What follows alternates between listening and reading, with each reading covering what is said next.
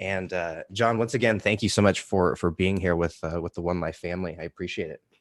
Absolutely, man. Do you want me to start my camera? Yeah, that would be great.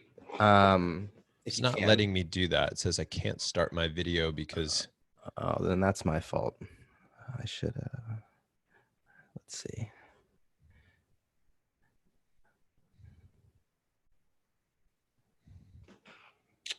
How bizarre.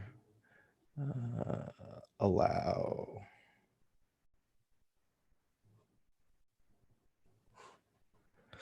Sorry, guys, for the delay here. I'd love to get Jon's wonderful, beautiful, shining face on with us. So, allow panel start video.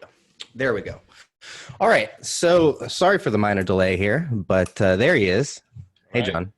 All right, we're ready to go.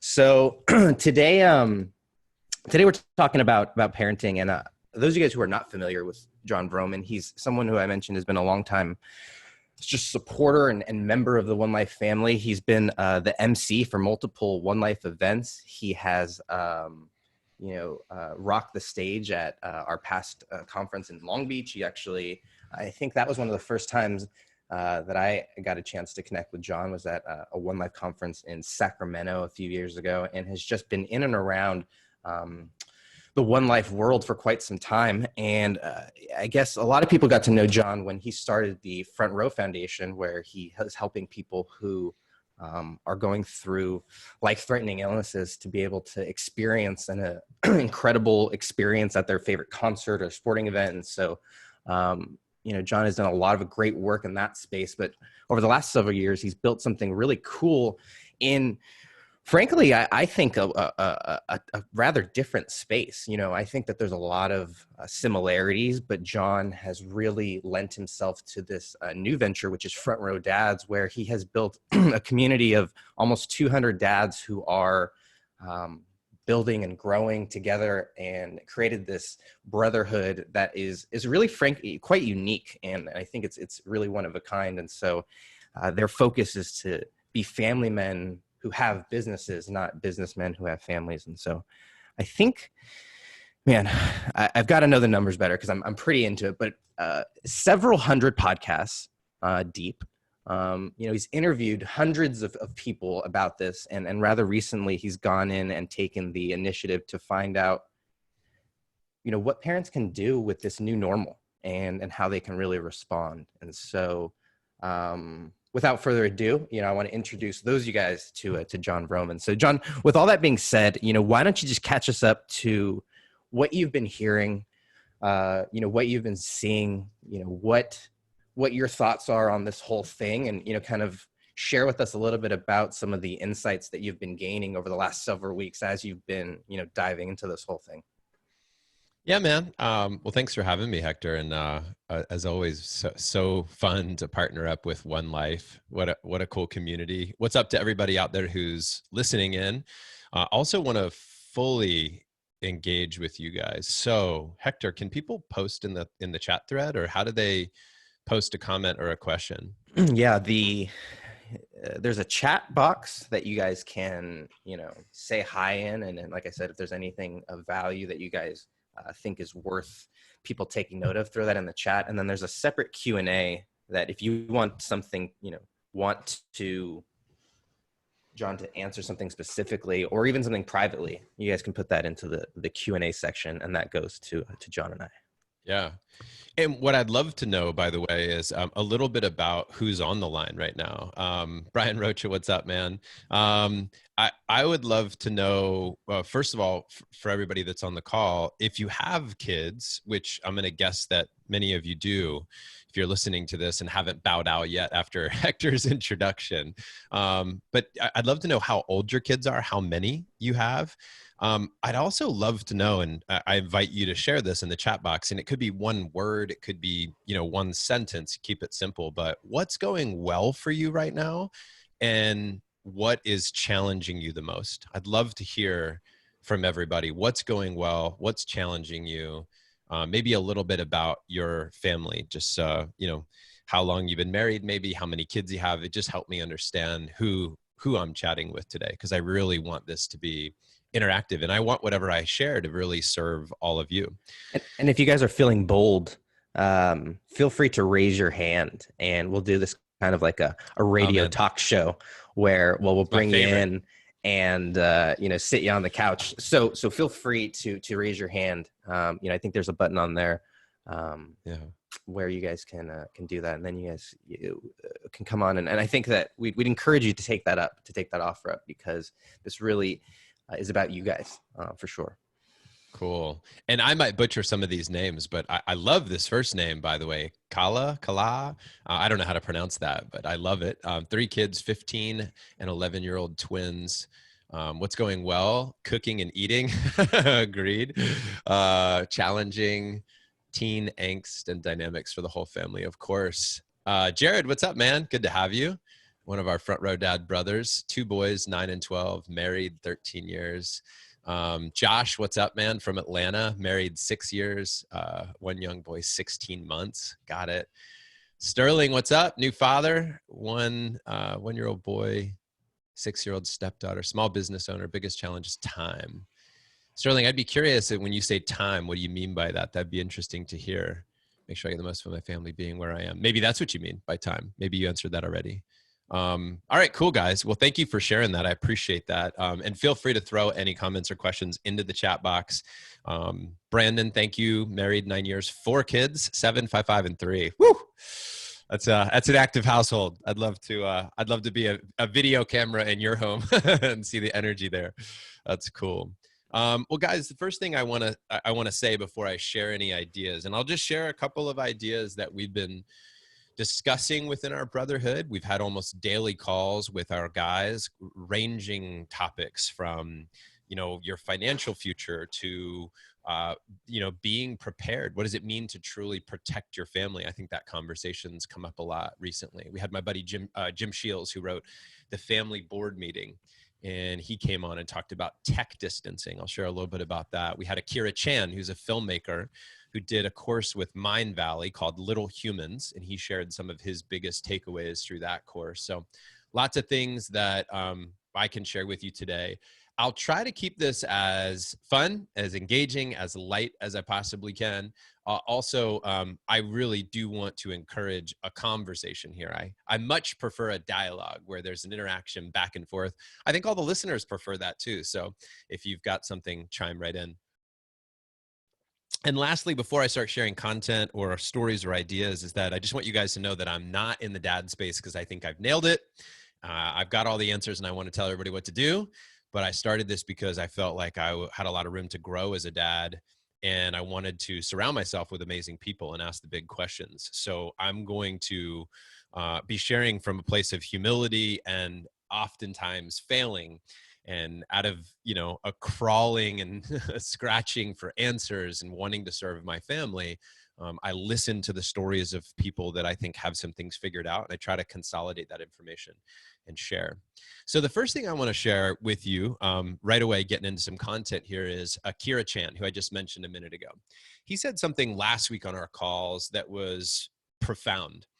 And what he shared was that during these times when we have perhaps an increased amount of engagement with our families, we're around our spouses, we're around our kids more than ever before. And with that increased number of conversations and interactions, to reflect after those interactions on a question. And here's the question: what did my child just conclude from all this? So let's say you have dinner, and you finish up dinner and you're washing the dishes, and you just ponder the question: what did my child just conclude from dinner? Meaning, what was a belief that was formed, right? Maybe I got, and I'll use my own story as an example. Maybe I got frustrated with somebody at dinner and I raised my voice because that commands attention, right? It gets control. And I'm not encouraging that, by the way, but I am saying a lot of people lean on raising their voice to get control of a situation, right? And if I do that, then my child walks away concluding that when you're an adult and you're powerful and you're a leader and you have all the power, that if you want to get control, you need to raise your voice. That's the answer. That's how you do it, because it worked there. And that's what dad did, or that's what mom did. So that's what I'm going to conclude from that. And we have to know that in every interaction, in every conversation, in every demonstration, our child is concluding something. We go to the store, maybe not now, but we have an interaction with somebody at a store, just shopping, and we're a little sarcastic with them, we're a little short with them, we're a little whatever. Our child can conclude that, hey, somebody outside of our family, we don't have to treat with as much respect. Right? Or on the opposite side of that, your child might conclude some really positive things, right? He concludes that by the way that men, the way that you treat your wives, your spouse, or women, for the spouses out there on either side of the coin, the way you treat your partner, your child concludes that, people treat each other with love and respect when they are married and committed to each other, right? What is your child concluding? Hey, when our family gets into difficult times, we quadruple the amount of Netflix that we watch, or when our family gets in difficult times, we, come together, sit around the campfire and have, conversations, or we play games, or we get creative, or we get more, right? More resilient through the process. What does a child conclude? So that would be my first big idea for you guys today. I'd love to hear, by the way, any comments, feedback, or clarifying questions that you might have where you want me to go a little deeper into this one. If you got it, maybe just give a thumbs up or a quick acknowledgement of that comment. I'd also love to know if you agree with that, if you don't agree with that, if you've asked this question, or maybe you ask this question and you ask it in your own unique way. Brandon gives a thumbs up. Thank you, buddy. This question for me, maybe I could argue that, for the last decade of being a dad, that I've been somewhat aware of, what is the result of this. But perhaps it's the way that Akira framed it. Perhaps it's a new light brought to this question, and perhaps it's the time that I've been spending thinking about this. But I'm much more aware of what did my child conclude from this scenario, right? Even when I'm hyper focused on work and I'm a little short, a little quick with my kids, I have to be careful about what is the message that I'm sending that they are interpreting, right, from the situation. Sterling, thank you so much, man. Love the reflection. Perfect. All right, well, let's keep moving on, guys. And if you want me to go back to any of this, I will, but I'm just going to clip along here to keep things rolling. Hector, you want to chime in? Yeah, I'd love to get, those of you guys who are catching this, I'd love to know how your parenting life has, if it has changed, how it has changed, or what's been your reflection on that, and I think about what's been happening for us. A large part of our routine, we have two under two, and a large part of our routine was going somewhere on a daily basis, just to get out of the house. We got a Disneyland pass, just because it was actually the cheapest option, because we were going, we needed a daily activity, and now to all of a sudden not be able to do anything. Are you still hiking or getting out in nature? Are you? We live less than a mile from Angel Stadium, so we walk to Angel Stadium along the riverbed. That's frankly what we've been able to do. We've had a lot of, I think, a lot of challenges health wise, and we were sick for a while, but that it's been a challenge. Right. It's I know this is it. By the way, this is a sensitive subject, I get, because some people would say it is horribly irresponsible to even leave your home for any under any circumstance. And on the flip side of that, you have people that are saying, hey, look, practice social distancing, but please connect with nature. Like, the part of what keeps our planet healthy is humans that are healthy, with strong immune systems, with, that are able to fight off a virus. Is, Eric Edmeades, who I just had on the podcast, was talking about how really the last line of defense is a strong immune system for a person. Somebody else was just talking about this also, right? It's just, this is the opportunity not to binge eat sweets and whatnot, but to really take care of yourself, to be healthy, to get extra sleep, to be going, and even if it's in your backyard or somewhere where you do feel comfortable, taking your shoes off, putting your feet in the grass, if you're weather permitting, of course, but being able to breathe some fresh air makes a huge difference. We recognize that for our family, when we are able to go out for a walk in a remote area and connect with nature, breathe, and our kids are different. We're different parents. It's one of the things that I get is circumstantial, whether or not you can pull that off. But if you can and you have that opportunity, I highly recommend it. Great tip. Or I don't know if that's just great advice. And finding ways, I think one thing that did come up is Shailene and I started, challenging to do 100 squats a day, just because we weren't getting, just finding creative ways to stay active, because you have to, I think the natural tendency is to, go on the couch and binge out on, for us, it's Disney Plus. We don't have Netflix in our house. We're a Disney Plus fan, but that's the tendency. And actively you have to kind of go, to find something else. Yeah. And I want to be clear that we have increased our TV time. I want to make sure that this doesn't come across as like me trying to pretend that I'm something that I'm not, because we have increased TV time. Like, kids have definitely watched more TVs. Sure. But I will also tell you that we are constantly changing the rules. Like, our kids went, because when we faced this situation, we definitely increased screen time. They have these Kindles that they play on, and they talked about the Kindles so much. The question was, when's our next screen time? How can we earn screen time? What can we do to get screen time, right? And Tatiana just said, the iPads flew away and they're not coming back for a while. And she literally locked them in our safe, and they've been there for a week. And that we are not, because we're recognized that it's so easy to get into a bad habit instantly, and then we start to see the moods change. We're even my doing 30-day no desserts right now. My 7-month-old daughter already gets upset when we take away the phone that is in our hands that she's trying to grab. And so I don't know how innate it is or what, but it starts at a young age. So Absolutely. No one's immune to it. Yeah. Jared brought up something. He said he's working on the challenge of being focused on quality time, being so busy with work and away from home. The family's all there and a lot of quality time. So focusing on, refocusing, and especially with each family member, has been a challenge, especially when the wife is dealing with the kids. So he's asking for tips on boundaries or systems with something like that. Yeah, well, Jared, I love that. This is a big experiment for everybody. So on one hand, I want to constantly say to our brothers and say to Jared that there is an element of be easy on yourself and be easy on your family and be forgiving and be patient with the new schedule, and that not, trying to remember it doesn't have to be perfect, right? And actually, two of my rules right now for my own personal life, Jared, are present, not perfect, and prepared, not paranoid.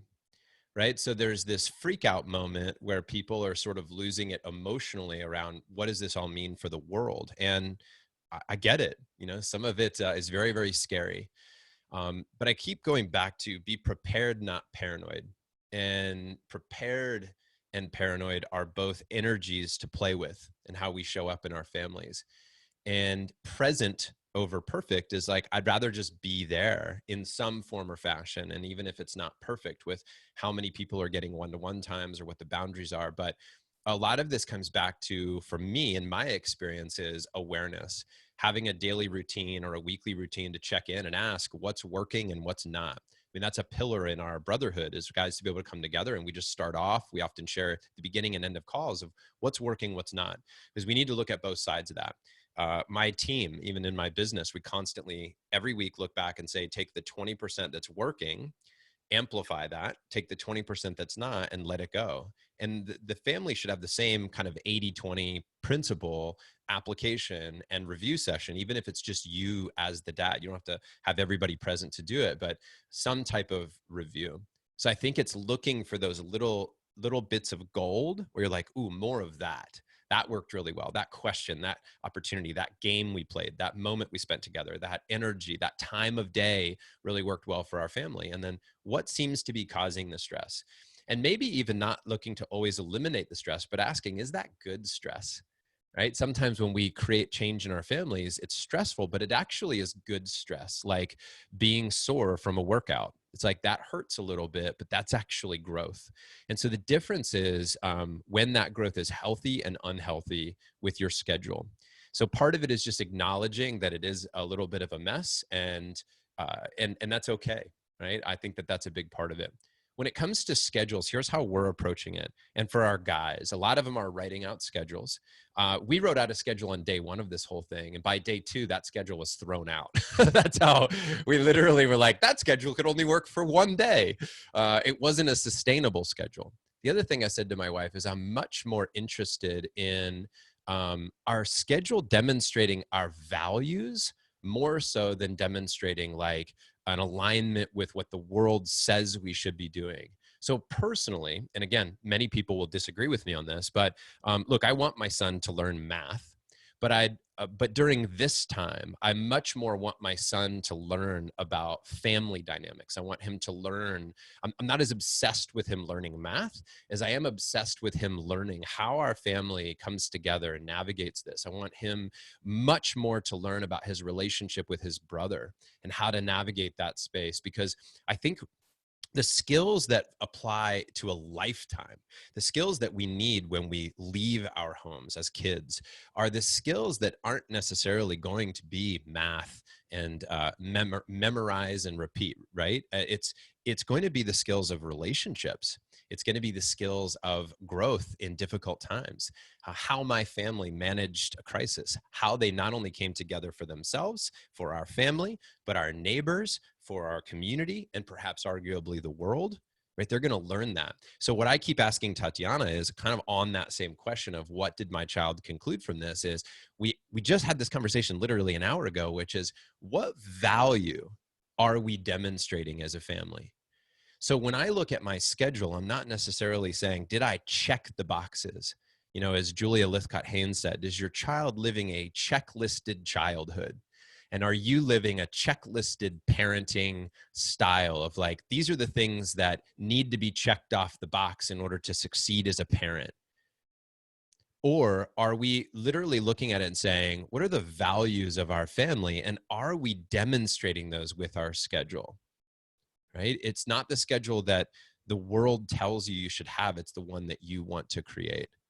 So I think that my simple suggestion is to design a schedule based on a value system that matters to you and matters to your spouse and matters to your family dynamic.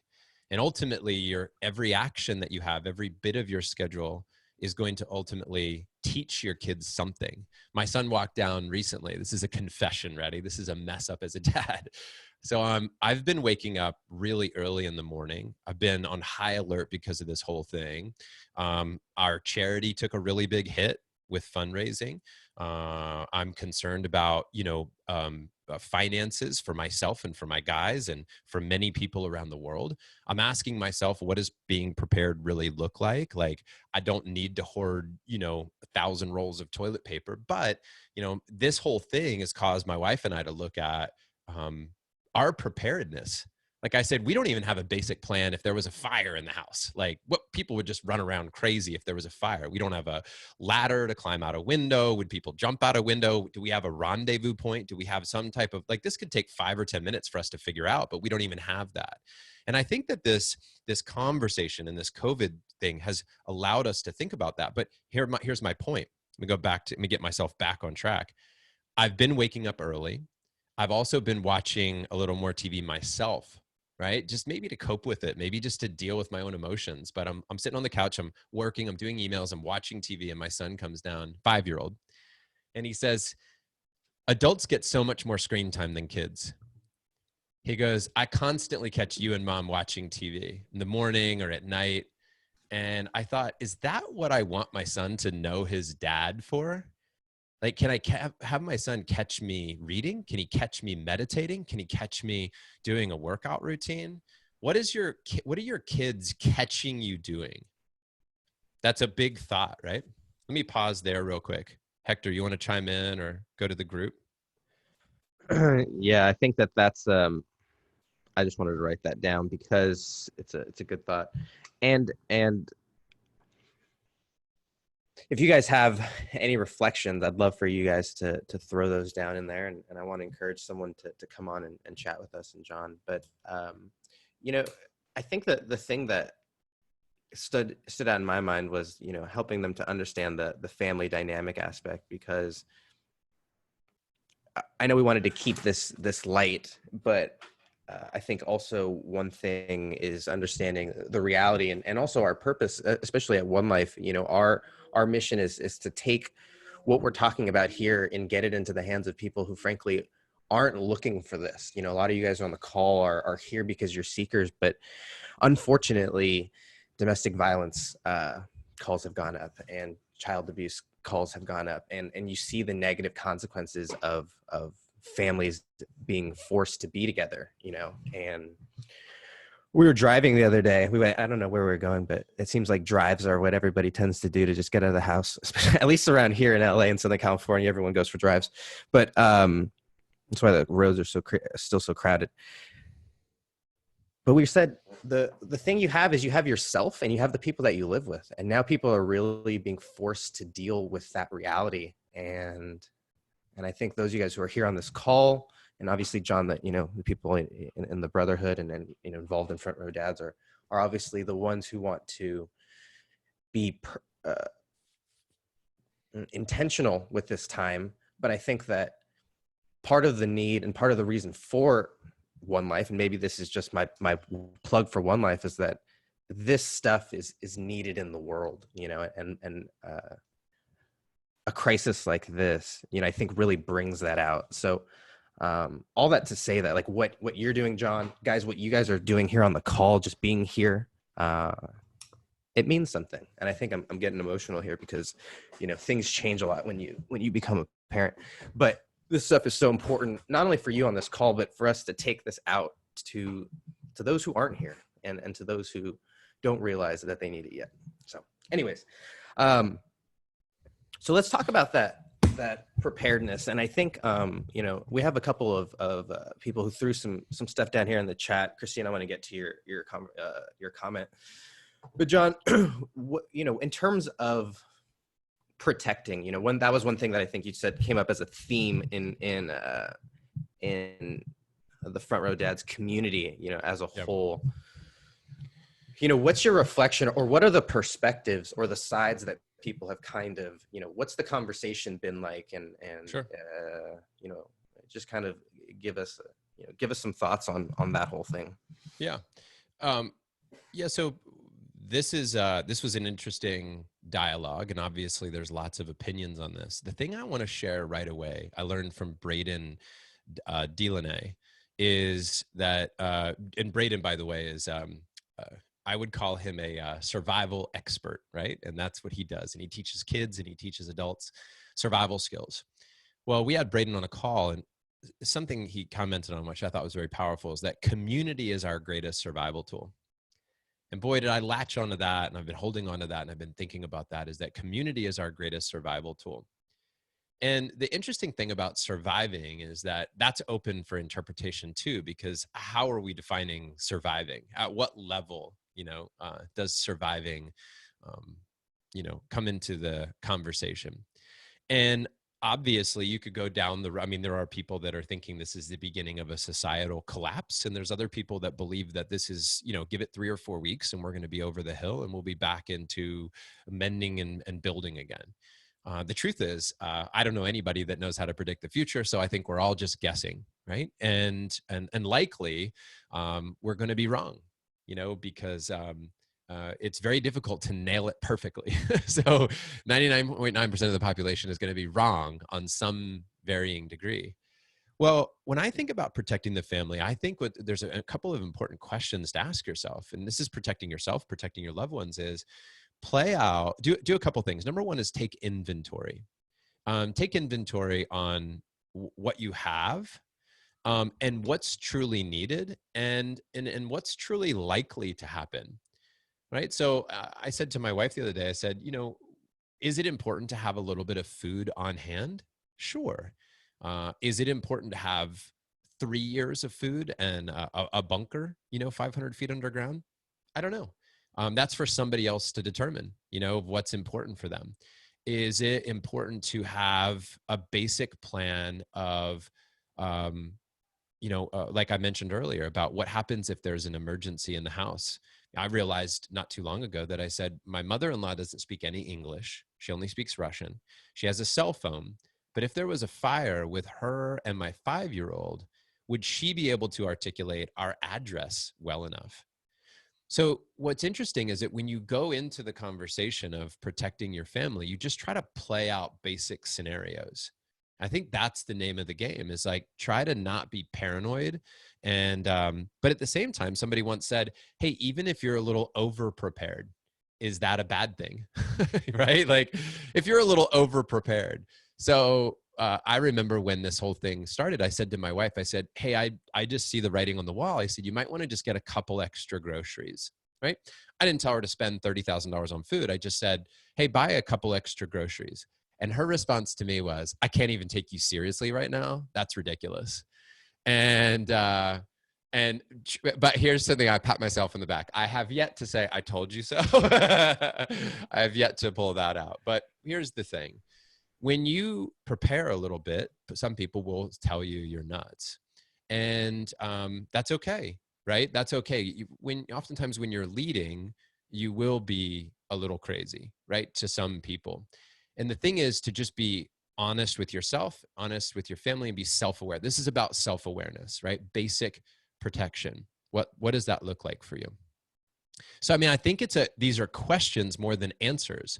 But when, we're working on creating a checklist for our front row dads with basic stuff. Like, at the basic level, do you have fire extinguishers in all the rooms? Because yes, if COVID breaks out and a police station or a fire station's been impacted, if all the workers get sick or something like that, like, could you take care of your family at a basic level? And interestingly, you hear people like building gardens now and starting to grow their own vegetables. And the truth is that regardless of what happens, that's a good move, right? That's a good thing. A lot of this is causing people to really do a gut check about what's most important. But if I go back to where this whole thing started, Hector, it's community. The number one thing you need to survive isn't 1,000 rolls of toilet paper. It's a great community of people. It's deep friendships. And here's what happens when there is a crisis in the world. Guess where everybody goes? Home.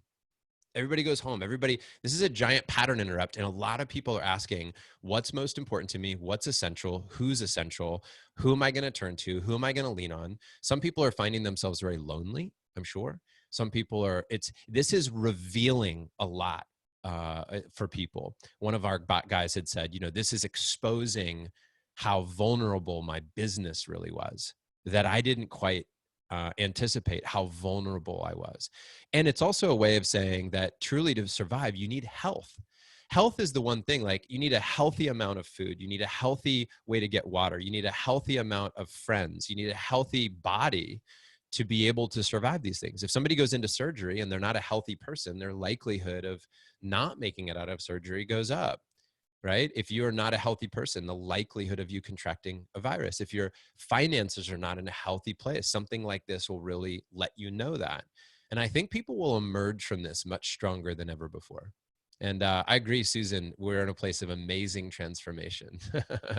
I agree with that. And that this will be transformational for people. And I think this is a way of, in my personal belief, this is a way of, I always subscribe to feather brick truck. Do you know that philosophy, Hector? Feather brick truck? Yeah, you get a feather and then it's a brick, and I think this is the truck, right? Right. Yeah, Yeah. life will give you clues. It'll test you, and ultimately the goal is to get the message before it's too late. Yeah. Yeah.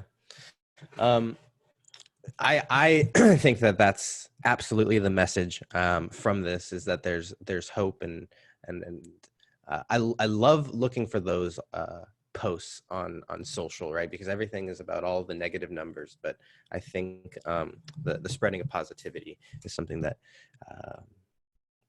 we at One Life, we take a lot of joy and pride in, but I think it's just an important thing for people to be doing right now. One thing that Christine said, and she says that she has some kids, and her family is dealing with, they're really on the, you're really dealing with it. I guess a simple way to put it. Her husband has some chronic pain, and her question ultimately comes out to, how do we help our kids deal with this? How do we help them to have a positive perspective, or take something positive? Yep. She says she doesn't want to have them feel like they have to take on adult issues, and yet this is the reality of our circumstances. So Yeah. what are your thoughts on that? I think that this is a question that comes up a lot, is what age should I address something with our kids? What's age appropriate? I think we wrestle with that with movies and conversations, and what should they be exposed to at what age? And the truth is, I believe my truth is that this all comes back to knowing your child, spending a lot of time with your kid, knowing what, ultimately you've probably shared a little too much or not enough, and you're working to find the sweet spot. But if you are attempting to share and monitoring the reception of that information and how they apply it in their lives, I think that you'll be in the right ballpark about how much to share. Because on one hand, I don't want to shield my kids from all this, because I think it's a great learning opportunity, right? I think that sometimes we underestimate what kids can handle. And I think that it is important that they learn through the process. Now, I think that also it's age appropriate, and you would only be the one to know that as a parent of, am I going to terrify my child? Are they going to have nightmares at night because of the way I presented it, the words I used, the energy I used, the uncertainty that I created for them in their life, right? Where they can't go to sleep, where they can't function, where they're terrified and paralyzed. That's not what we're going for. But we are going for education. We're going for openness and honesty. And I don't want my child to feel like mom and dad always hid from me everything, and I learned everything from my friends or from somewhere else. Like, my parents were never the source of learning the truth about life. I don't want them to feel like that either. So I believe this is a matter of just talking about it when it comes up. I mean, this question comes up in our group about when do you have, when you bring up sex, right, with kids, or when do you bring up drugs with kids? When do you bring up world issues with kids? And ultimately, the only answer I think that's felt true to me is, you have to know your child. And if you're like, I don't really know, well, then that might be more of an indication that you need to spend more time with your child in dialogue, so that you know where they are emotionally, so that you can deliver the right information at the right time. Yeah, And, I think it's that time, spending the time, because I don't know that ever being sat down and had a conversation has ever necessarily been, the ideal thing, where it's, hey, I'm going to sit you down and we're going to have this conversation. right. I mean, the best talks have emerged organically. And, Yeah, that's right. and I see that even with my, almost 2-year-old, is that if you're not present and there looking for those opportunities to have those conversations or to teach those things, then they aren't there because you're not there. Well, the other part of that, Hector, is that it's not one conversation. That some people think like, well, I had to sit down and have the COVID conversation with my kids. I had to sit down and have the sex talk with my kids. I had the drug talk. These are many little talks. This is an open dialogue running over months and years, and that we must step away from, we already had that talk, and realize that this is a process of conversations, and it will continue on and on and on. And they're usually little ones, because nobody likes to be talked to. Like, you just got to lecture for an hour, which is why we wanted to encourage engagement even on this call, because I get it's exhausting to your ears to hear somebody just information at you, right? It's like, Yeah, got to keep it quick, story-based, engaging. On that note, we haven't, I want to encourage someone to come on and hang out with us, whether you want to turn on your video or you just want to come in and chat with Jon. I think that it is helpful, especially for a lot of people who who haven't had that normal interaction. So we would encourage you, if you on your Zoom app. It's funny because, prior to this week, it seemed like only people who worked online knew what Zoom was. And now the whole world is quickly finding out how awesome and how who bought Zoom stock. yeah. So on there's a Q&A section, and we encourage you to, if you have any questions that you want John to get into, and then there is an opportunity to raise your hand, or and if you want to come on and talk, you can do that. Please do, guys. I much prefer that back and forth dialogue. I love that. Yeah, we know there's a bold one out there as well. Hey, can I share one other quick idea? Sure. While people are raising their hand to join or thinking about joining, I want to give you guys an idea that you could implement today that will make a huge difference in your family and will and does not take a lot of time. And to me, it's my favorite idea. And I believe has had the most impact of any idea I've had as a dad. And I've got a 10-year-old boy and a 5-year-old boy. All right, so here's what they are. Every single week, oh, hey, love bug. For those of you who are on video that can see, I'm holding up 3 pictures, okay? And this is my son Tiger, my son Ocean, and my wife Tatiana, in costume, by the way. That's not her real hair. But anyway, here's what I've been doing. Every single week, I print a picture on my printer underneath my desk, just a Canon, $150 printer. I printed on 4x6 Canon photo glossy something picture paper. And I write a note on the back of each of these pictures. And each note is individual. So I'll give you an example. I printed these and I'm literally writing them out today. But that's Ocean, and he is jumping across these wooden blocks and he's challenging himself. He keeps saying to me, look, Papa, look, I'm going to run across these wooden planks and I'm not going to fall. And I'm going to write a note on the back that says something like, Dear Ocean, watching you challenge yourself by jumping from board to board was truly inspiring, because I love how you constantly want to find your potential and find your edge. And you're not afraid to fail. And when you fall down, you just get back on that task and you go after it. Love you forever, Papa. That's my note to my son, Ocean. And then here's my son, Tiger, who's taken up fishing recently. Good social distancing sport for us. And Tiger, has been really passionate about this. And I would probably write a note to Tiger that would say something like, Tiger, it's been so fun to watch you learn how to fish. When you get passionate about something, you go deep into learning mode. So you'll ask questions about what size hook to use and where to find the best fish. And you're not afraid to just, get out there and put your line in the water and be patient and persistent. And so I call up and I call out the highest qualities, the best qualities that I see in my kids every single week. And then I also started doing this for my wife, because I recognized that it just started for my kids. But we played a dress up game for Front Row Family. We had a big Zoom call and everybody showed up with their kids and they were all dressed up in costume and it was really fun. And Tatiana had dressed up like this with these dreads and she looked really great. And one of the things that I'm going to write on the back for her is just how playful her spirit is and how willing she is to just, try something new. And that leadership for our kids is so fun, but I'm so charged by her spirit of being willing to. And it was raining like crazy out back and our costumes were in the back shed. And I'll tell you right away, I said to her, I go, it's just not worth it. Like, it's pouring down rain. We're going to have to walk through the rain to get the costumes.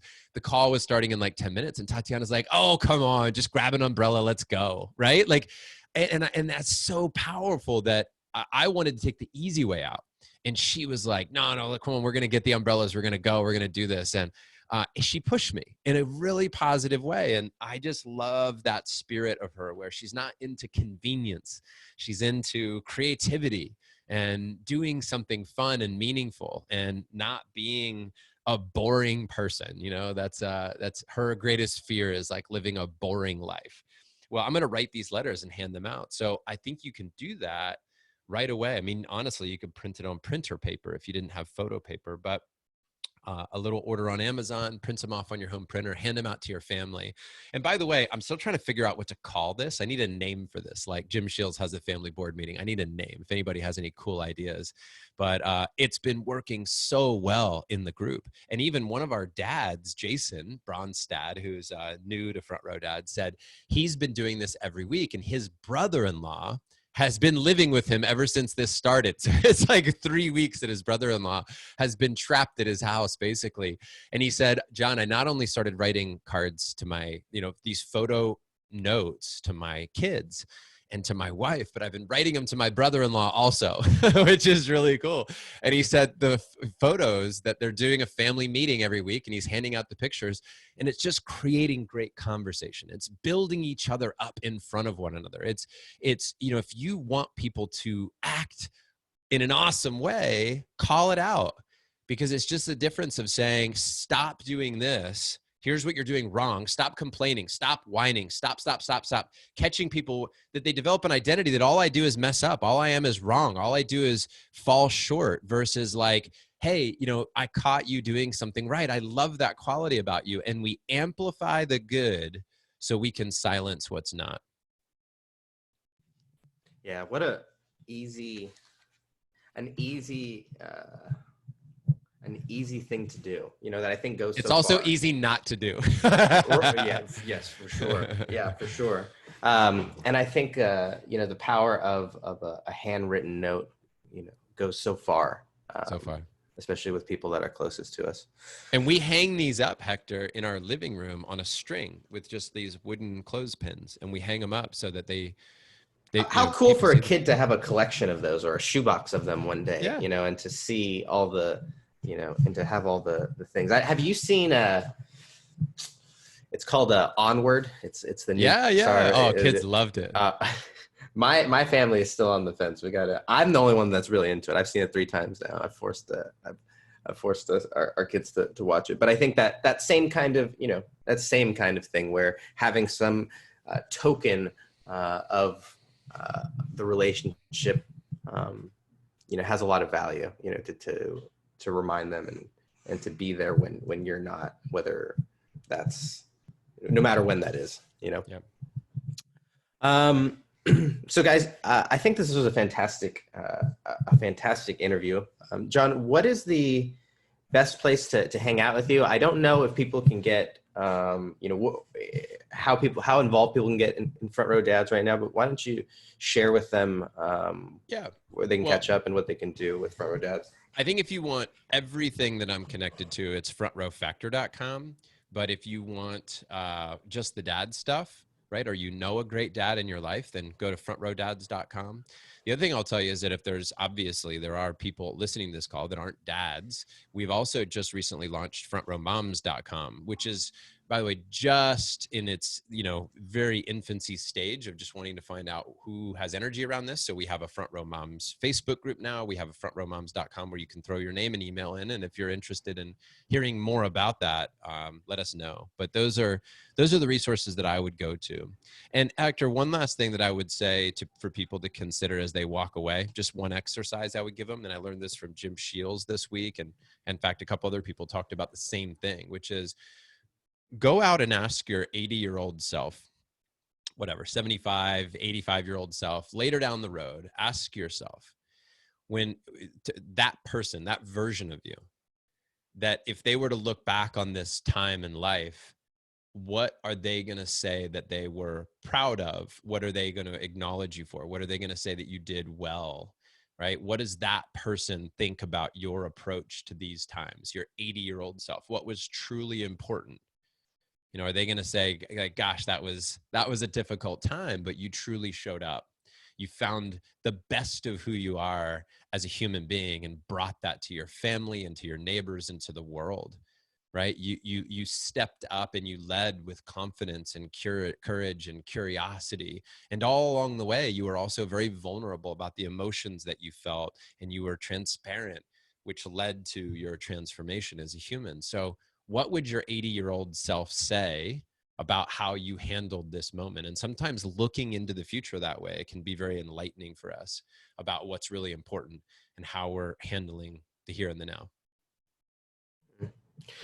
This has been, I think, timely and I think also timeless, because a lot of the things that we've talked about here are just good parenting things, no matter if you're dealing with a crisis, or no matter if you're just trying to be more intentional parents. I think these are all great things to be able to do. So you mentioned there's a Facebook group.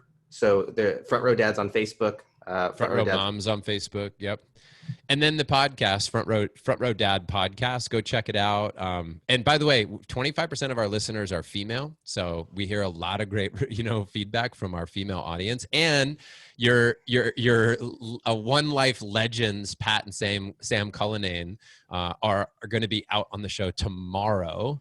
As we record this, that's April 7th. So we've had some incredible guests on recently. If you want to go hear Braden Delaney, who I talked about earlier, he was episode number 150. Community is our greatest survival tool.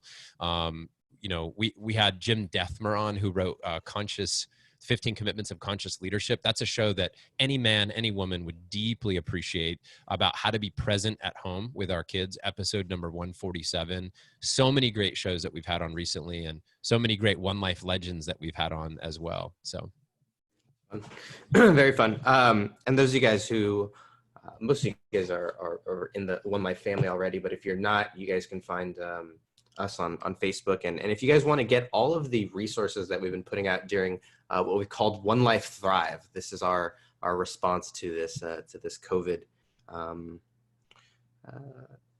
pandemic, right? I think, a lot of people like to, I know I've been hesitant to say it, but I think the reality is that we at One Life want to take this head on, and we hope that you guys who are out there see this as an opportunity as well.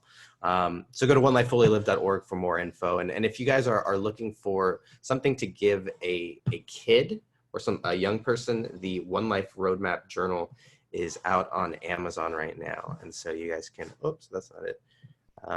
So you guys can order that and get that delivered. And you can also download it as well. So a lot of people are looking for something to give kids to do. This is an amazing tool that walks them through all of the core pillars. So it helps them to figure out what they want to do with their future, helps them to figure out how they're going to pay for it, what their career might look like. It has them look at all the important relationships in their life, and also, how they're going to take care of themselves. So, spiritually, physically. So all those things in a journal that is relevant to a 14-year-old, a 12-year-old. As long as they can read and write, it's really relevant. So that's on Amazon. Just search One Life and you'll find it. All right. I'm going to go ahead and stop the recording.